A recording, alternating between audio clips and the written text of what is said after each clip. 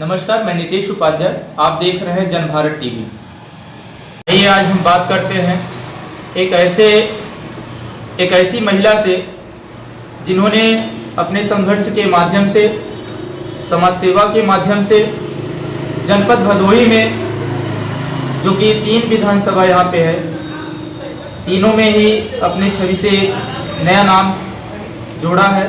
आज इनके नाम से आज पूरे भदोही जनपद में चर्चा हो रही है विधानसभा 394 को लेकर के, जहां से समाजवादी पार्टी की ओर से एक प्रतिनिधि के रूप में, एक भावी विधायक पद के उम्मीदवार के रूप में ये खड़ी हैं। और ग्राउंड रिपोर्ट की माने तो वहां से जो चर्चा चल रही है, बात आ रही है, लोगों की एक रुझान है इनके प्रति देखा जा सकता है।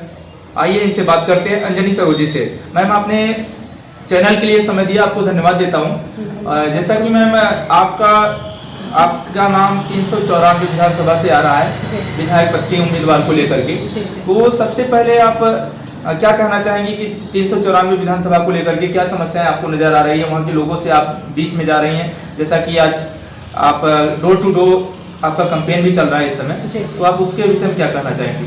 देखिए, हराई विधानसभा 394 में जब से मैं आई हूँ पार्टी में, तब से मैं लगातार निरंतर चल रही हूँ, डोर टू डोर लोगों की समस्याओं को जान रही हूँ। वहाँ पे देखिए, आज 4.5 साल बीत गया। वर्तमान समय में भाजपा की सरकार है और भाजपा के विधायक हैं। कोई भी कार्य ऐसा कोई भी नहीं हो, चाहे वो गांव गली की सड़कें ले लीजिए और चाहे चीनी मिल जैसी वहाँ की समस्याएं ले लीजिए, और चाहे आप एक्सप्रेस हाईवे को आप देख सकते हैं। वहाँ जब पानी, यहाँ बारिश का मौसम आता है तो वहाँ पुल के नीचे, सारे पुल के नीचे इतने पानी इकट्ठे हो जाते हैं। सबसे बड़ी समस्या है तो वहाँ पे है, पानी इकट्ठा होता है तो वहाँ मॉस्किटो, आज मॉस्किटो की वजह से इतनी सारी बीमारियां फैल जाती है। सबसे बड़ी समस्या तो ये भी है। और गांव गली की इतनी सड़कें खराब हैं कि कहीं भी, यहाँ भाजपा की सरकार बोली थी गड्ढा मुक्त करेंगे, गड्ढा युक्त करेंगे, लेकिन गड्ढाएं तो आप देख सकते हैं, अगर जाएंगे गली गली में तो इतने बड़े बड़े गड्ढे पड़े हुए हैं गांव गली में कि बता नहीं सकते। कोई भी विकास का कार्य नहीं हुआ है। और आई विधानसभा जी, शिक्षा स्वास्थ्य को लेकर क्या कहना चाहिए? किस प्रकार की व्यवस्थाएं नजर आ रही हैं? शिक्षा तो आप देख ही रहे हैं, 2 साल से बच्चों की शिक्षाएं सारी ठप पड़ी हुई है। और आप स्कूलों में जाके देखेंगे, वहाँ भी पूरा मतलब 2 साल से जब शिक्षा ही बंद है तो वहाँ देखेंगे एक तरीके से पूरा मतलब भ्रष्ट पड़ी हुई है स्कूलें। और स्वास्थ्य व्यवस्था को आप देखा जाए तो कोरोना काल में इतना लोग परेशान हुए, ना तो बेड उपलब्ध हुआ, ना तो वहाँ ऑक्सीजन उपलब्ध हुआ, यहाँ प्लांट। नमस्कार, मैं नितेश उपाध्याय। आप देख रहे हैं जनभारत टीवी। आइए आज हम बात करते हैं एक ऐसी महिला से जिन्होंने अपने संघर्ष के माध्यम से, समाज सेवा के माध्यम से जनपद भदोही में, जो कि 3 विधानसभा यहाँ पे है, तीनों में ही अपने छवि से एक नया नाम जोड़ा है। आज इनके नाम से आज पूरे भदोही जनपद में चर्चा हो रही है विधानसभा 394 को लेकर के, जहां से समाजवादी पार्टी की ओर से एक प्रतिनिधि के रूप में, एक भावी विधायक पद के उम्मीदवार के रूप में ये खड़ी हैं। और ग्राउंड रिपोर्ट की माने तो वहां से जो चर्चा चल रही है, बात आ रही है, लोगों की एक रुझान है इनके प्रति देखा जा सकता है। आइए इनसे बात करते हैं, अंजनी सरोजी से। मैम, आपने चैनल के लिए समय दिया, आपको धन्यवाद देता हूँ। जैसा कि मैम आपका नाम 394 विधानसभा से आ रहा है विधायक पद के उम्मीदवार को लेकर के, तो सबसे पहले आप क्या कहना चाहेंगे कि 394 विधानसभा को लेकर के क्या समस्याएं आपको नजर आ रही है? वहाँ के लोगों से आप बीच में जा रही हैं, जैसा कि आज आप डोर टू डोर आपका कैंपेन भी चल रहा है इस समय, तो आप उसके विषय में क्या कहना चाहेंगे?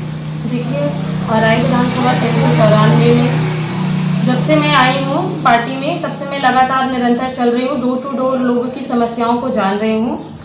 वहाँ पे देखिए, आज 4.5 साल बीत गया।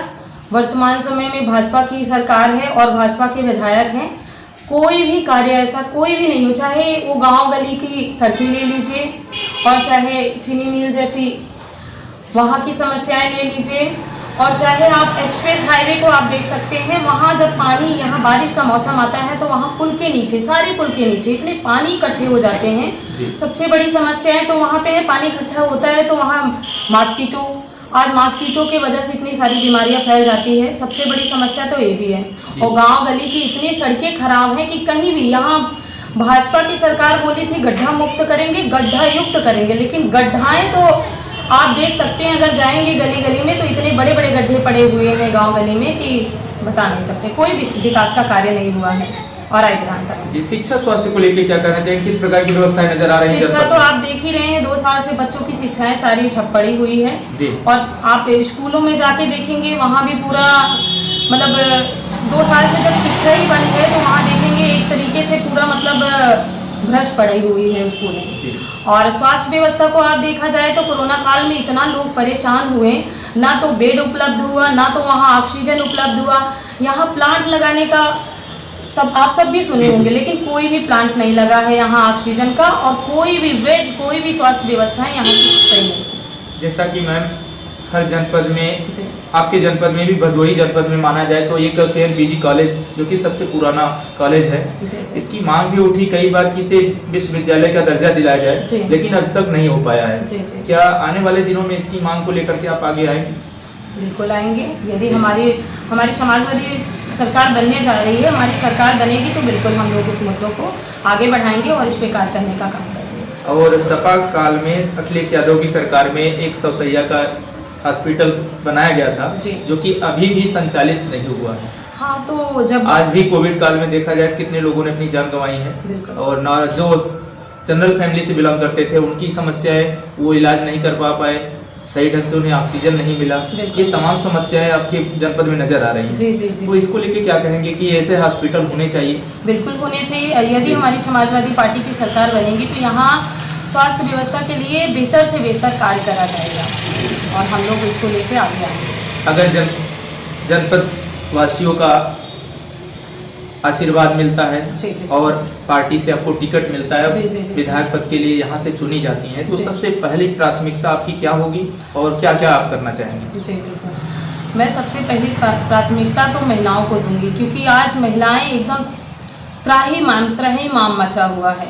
एक तो महंगाई को लेके और दूसरा शिक्षा एकदम ठप हुई है। लड़कियों के लिए मैं बहुत बेहतर से बेहतर शिक्षा की व्यवस्था करवाना चाहती हूँ, और जैसे माननीय हमारे राष्ट्रीय अध्यक्ष जी वो शिक्षा को लेके बहुत बढ़ावा आगे आते हैं। जैसे अभी देखे होंगे आप लोग की लैपटॉप बढ़ा दिए, और जब हमारी सरकार थी तो साइकिल बांटा गया, कन्या विद्या धन दिया गया।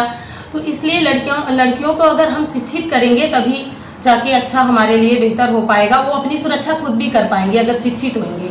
तो इसलिए जब हमें अगर रौराई विधानसभा से हमारे यहाँ की जनता हमें आशीर्वाद प्राप्त करके लखनऊ भेजने का काम करेगी, तो मैं सबसे पहले अपने जो उत्पीड़न महिलाओं के प्रति, आज लड़कियों के प्रति इतना मतलब बलात्कारें हो रही, ये सब हम इसकी व्यवस्थाएं बेहतर से बेहतर देने का काम करेंगे। सबसे पहले मेरी यही देना है। और दूसरी कि यहाँ बच्चे भी अशिक्षित हैं, वो भी आज 2 साल से नहीं है, प्राइमरी स्कूल एकदम ध्वस्त पड़ा है। मैं उस पर बहुत बेहतर काम करना चाहूँगी। आपको क्या लगता है 2022 के विधानसभा चुनाव को लेकर के इसके विषय में समाजवादी पार्टी की सरकार बनने जा रही है? जी। क्या आप देखती हैं ग्राउंड रिपोर्ट में, जैसा कि लोगों के प्रति आज योगी के इस 5 साल जो पूरे होने जा रहे हैं, योगी मुख्यमंत्री उत्तर प्रदेश के, उनके द्वारा क्या क्या कार्य किए गए हैं, या क्या अभी समस्याएं नजर आ रही हैं? क्या क्या समस्याएं आपको देखने को मिली, क्या विकास किया गया अभी? जी, समस्याओं की बात करें तो आप कहीं से भी देख लेंगे, आप गांव में जाके देख लेंगे। पहली समस्याएं तो यहाँ ये है, किसान अगर खेती करता है, अपना लागत लगा के खेत को फसल को उपजता है, और यहाँ पे आप देखेंगे जो क्या बोलते हैं देहाती भाषा में सांड बोलते हैं, जी, वो इतनी खेती को चौपट कर रहे हैं। किसानों एकदम किसान त्रस्त, वैसे भी काले कानून से तो त्रस्त थे ही, और यहाँ के जो अभी किसान बिल जो कि वापस लिया गया है, जी। ये इसकी जीत को किस प्रकार से देखते हैं? किसानों की जीत जो हुई यहाँ पे, मतलब सरकार को झुकना पड़ा यहाँ पे? सरकार झुकी नहीं है, ये सरकार की मुझे लगता है कि एक साजिश है जी, जो कि चुनाव देखिए 5 राज्यों में होना है। हो सकता है कि चुनाव के बाद वो फिर से काले कानून ला दे, इसका कोई वो नहीं है, तथ्य नहीं है कि उन्होंने वापस ले लिया। जब वापस ले लेंगे और फिर से चुनाव हो जाएगा, तब तक वापस रहेगा, तब मान्य होगा, अभी नहीं। तो आप समझ सकते हैं किस प्रकार की समस्याओं को लेकर जूझ रहा है भदोही ये जनपद। और जैसा कि भावी विधायक पद के उम्मीदवार समाजवादी पार्टी से अंजनी सरोज जी का मानना है कि अगर उन्हें जनता का आशीर्वाद मिलता है और विधानसभा 394 से उन्हें विधायक के रूप में चुना जाता है, तो सबसे पहली प्राथमिकता होगी लड़कियों को की शिक्षा को लेकर के, उनकी सुरक्षा को लेकर के, और भी जो समस्याएं हैं शिक्षा स्वास्थ्य को लेकर के उसे बेहतर करना, और हर एक व्यक्ति की समस्या उनकी समस्या होगी और उन समस्याओं को अपना समझते हुए उनका निराकरण करने का पूरा प्रयास करेंगे। नितेश उपाध्याय की